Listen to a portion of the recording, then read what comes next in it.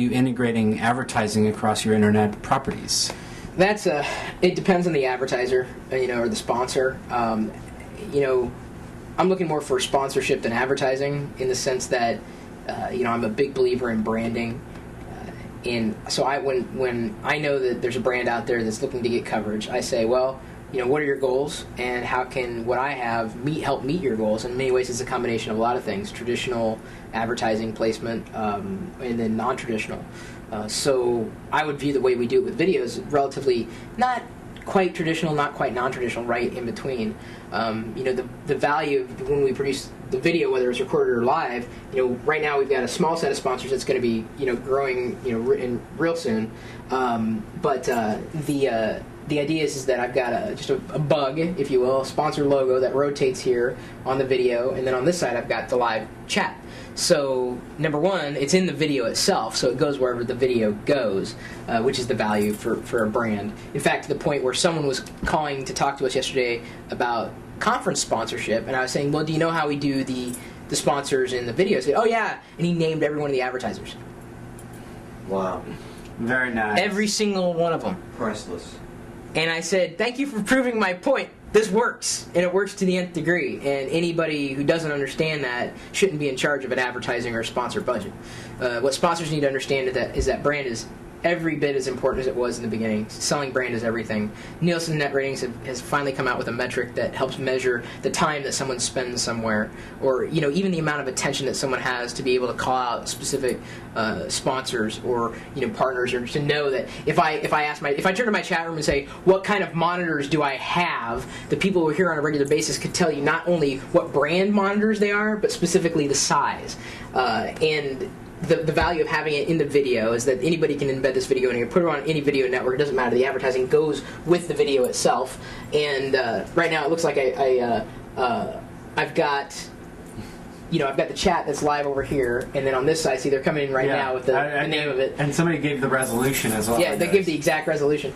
But you can't really block this, and there's no reason to. I've had people watch my videos 2 to 3 times because not only what I've said inside the video, but also to go back and watch the chat and what the chat room's saying, because there's just as much value in what's going on down here. Sometimes on topic, sometimes what's funny is not on topic, but it adds another layer and another dimension to the video that I've sold sponsors on in a tentative basis, like here's the idea, this is why it should work, and now every metric that I have proves that it does work.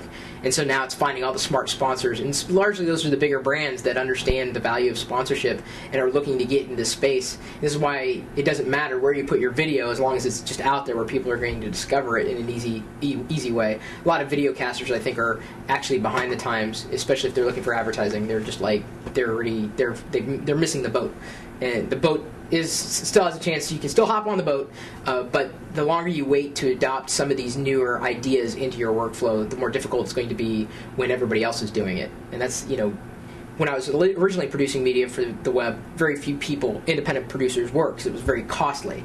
And we found a way to cut those costs, and over time, everybody was able to cut the costs, which made me even more of a commodity. Well, live came along, and the idea of mixing these things up together came along. Everything just kind of came together in this culmination, and it continually evolves. It continually evolves. So now I go to sponsors and I say, well, we got this email newsletter that goes out to 130,000 people. I've got this website that's a blogging network that's growing by leaps and bounds. I've got a live chat room. I've got the videos. I've got this. I've got this. So suddenly everything just boom, stacks up, so that when I go to a sponsor, it's not just one little angle. Now I can say I've got a conference. I've got this. I've got that. Just bring them all together, and it creates a much more complete package in terms of the way that I've integrated the stuff into my workflow so that it works, so that it's not invasive to me. I'm, thank God, working with amazing people that I'm very, very grateful for. Like I've been working with various editors, the people who have been instrumental for putting the chat together and making sure everything works. The Wild Ride Network. Which I've recommended for other people who want to get into IRC because they've got all the tools and skills and servers and everything.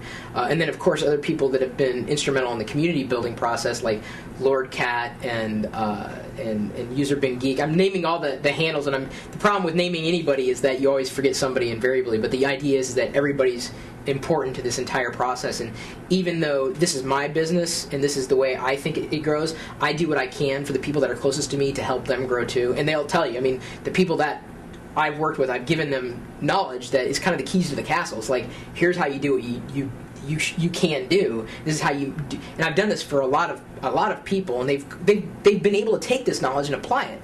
And some people would say, well, I should get a cut. I wouldn't necessarily say I shouldn't, and I'm not going to say that, but they understand that sharing knowledge endears you, and opening yourself up and sharing this kind of knowledge makes it easier for you to grow with other people, and your relationships grow and flourish and flower, and it should be happier at the end of the day.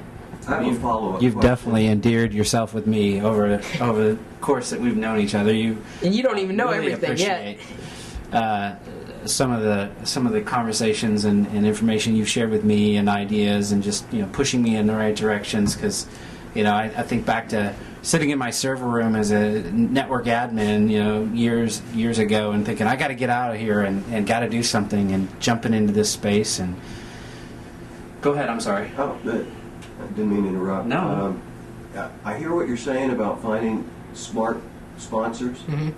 Can, as we go to look for sponsors, can we kind of do it in reverse, where we look for smart customers and then find out who their commodities of choice are, and that's the way we'd locate the smart sponsors? Same thing, or is it? You could. I think the key of any sponsorship is finding the person with a budget. I mean, you could.